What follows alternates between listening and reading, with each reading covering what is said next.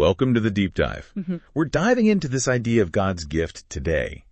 You sent us a sermon transcript, right? About Ephesians chapter 2, verses 1 through 10. And wow, I gotta say, it really struck me how it takes these, these kind of huge spiritual ideas and explains them using like K-pop and exams. It's really clever, yeah. Using those kinds of modern examples to connect with people. Right. Like who would have thought? But it totally works. So it starts off talking about gift giving. You know that feeling, right? Like the excitement, the anticipation when you're about to get a gift. It made me think, what makes a gift really valuable? Yeah. And the sermon kind of points to these three things.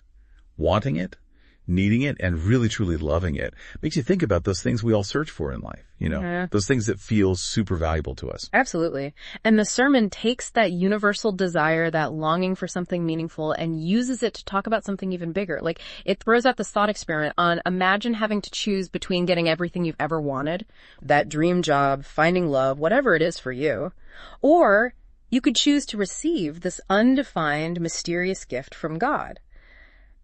Logically, you'd think the choice is obvious, right? I think so. But the sermon points out that for many people, it's not that simple. Yeah. It's like we get so caught up in chasing what the world tells us is important that we might completely miss out on something way more valuable, like being so busy, so distracted that we're practically, the sermon actually uses the word dead to describe it. Right. And it's not talking about literally being dead, obviously. It's more like, how to put it? It's more like being spiritually asleep, I guess. You're going through the motions, influenced by all the trends and pressures around you, maybe not making the best choices, but not really truly living. Oh, that was kind of heavy. It is, and the sermon uses some pretty strong language to get that point across. Yeah. There's even a point where it uses the slang term, future. Right. Which literally translates to death. I thought that was a really interesting choice of words. It's powerful, for sure. And what it's really saying is that we can't just pull ourselves out of that state on our own. Like, imagine someone with a serious injury trying to heal themselves. Right. It's not going to happen, is it? They need help. And that's kind of the point here. Yeah, it's like we need rescuing. And that's where the good news comes in, right? Exactly. Because the sermon goes on to explain how we can experience this being made alive, like you said, through a relationship with Christ. It's this amazing idea that we're not alone in this, that we don't have to rely on ourselves to find fulfillment. And that's a huge relief for a lot of people, It's like this weight is lifted because instead of this constant striving and struggling, we're invited to simply receive. Think about a time you felt incredibly grateful for something.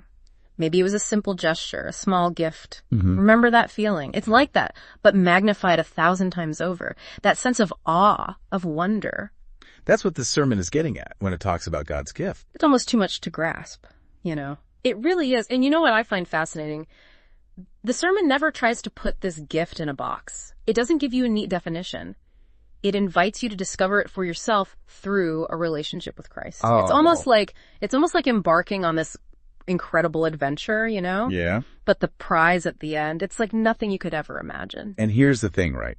This treasure, this gift, it's not like a reward we earn. It's not about being good enough or checking things off a list. The sermon, it describes it as something freely given, purely out of love, just through faith in Jesus. That's grace, isn't it? It is, yeah. And it's available to everyone. It doesn't matter where you've been, what you've done. This gift, it's there. It's incredible when you really think about it. It really is. And that's where this idea of egg comes in.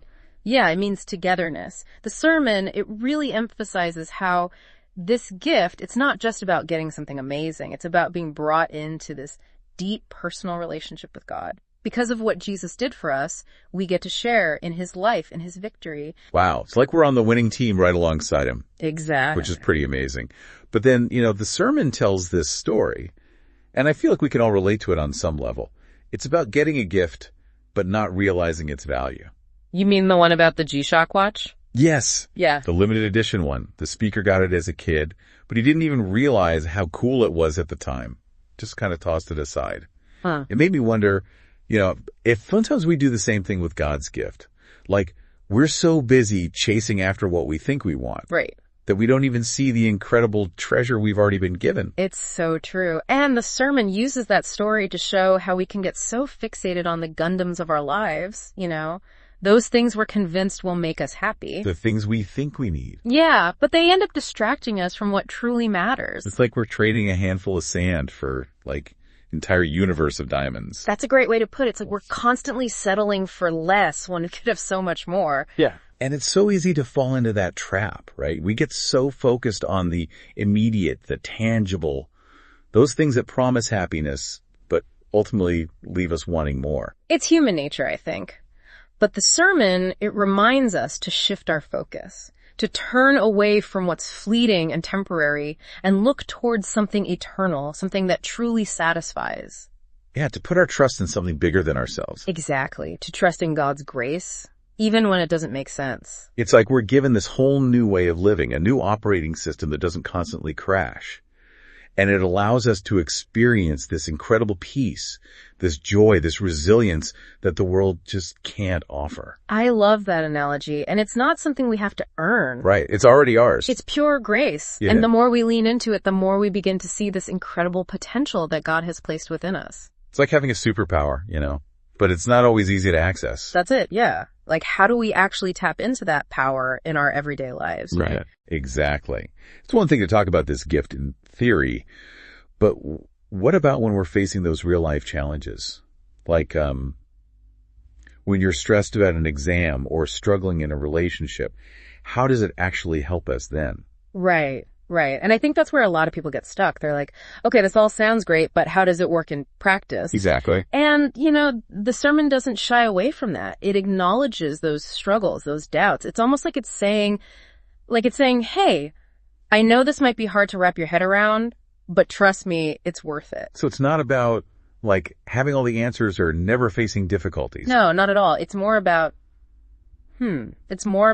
facing those challenges with a different perspective, with a different source of strength. So it's less about avoiding the hard things in life and more about facing them head on. Yeah. But with this newfound courage and resilience. Yes. It's like we're not just relying on our own limited strength anymore. We're tapping into something so much bigger than ourselves. Wow.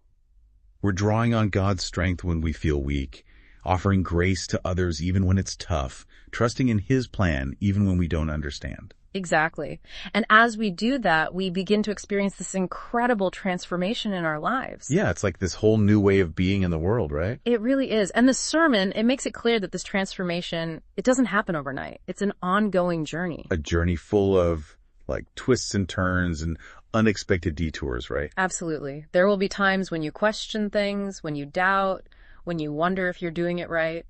But that's okay. It's all part of the process. It's about embracing the unknown, trusting in God's plan, and remembering that we're not alone on this journey. That's a great point. We have each other, we have God. And we have this incredible gift, this undeserved grace that empowers us to live a life full of purpose, meaning, and dare I say it, joy, even amidst the ups and downs. I love that. And it's a journey that never really ends, you know? There's always more to discover, more to experience, more to learn as we grow in our faith and our understanding of God's love. Well, this deep dive has given us so much to think about.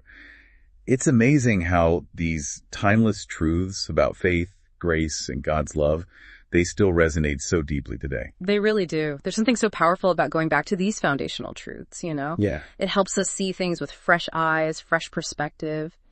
Absolutely. So to our listener out there, as you continue to reflect on this idea of God's gift, I want to leave you with a few questions to ponder. What does it mean for you to be truly alive? Are there things in your life that are holding you back from experiencing the fullness of that life that we've been talking about? What did it look like for you to embrace this gift of grace in a more tangible way? These are big questions, we know, and there's no pressure to have all the answers right away. Your journey with God, it's uniquely yours. Embrace the questions, embrace the process, and most importantly, embrace the one who offers this incredible gift in the first place. And hey, we want to hear from you. If you have any thoughts about this episode, other questions you'd like us to explore, or maybe even some material you think we should take a deep dive into, don't hesitate to reach out. We're always up for another adventure, especially when it comes to uncovering these timeless truths. So until next time, keep seeking, keep questioning, and keep diving deep.